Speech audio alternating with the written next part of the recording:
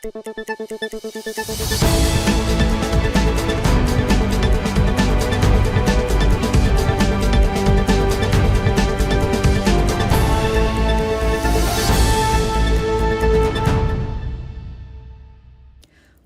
to Kayhan Live. This is your weekly Iran news update.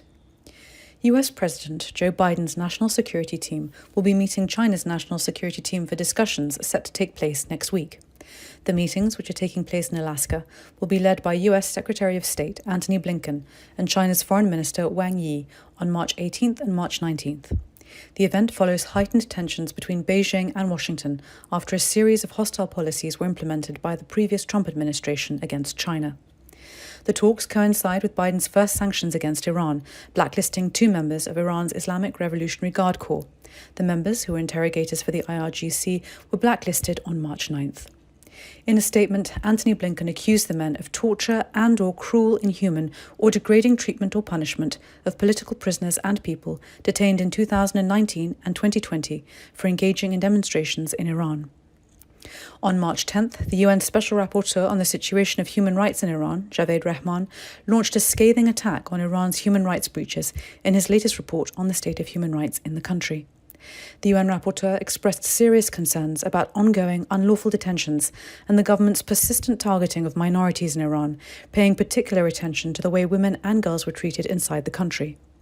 In response to the report, 39 Iranian and international human rights organizations, including Amnesty International and Article 19, signed a letter calling on member states of the United Nations Human Rights Council to support a renewal of the report's mandate.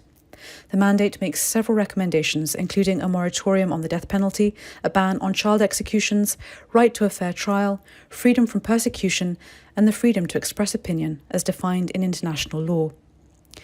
And British-Australian academic Kylie Moore-Gilbert, who was unlawfully detained in Iran for 2 years on a spying charge, said the Iranian government tried to recruit her as a spy during her detention.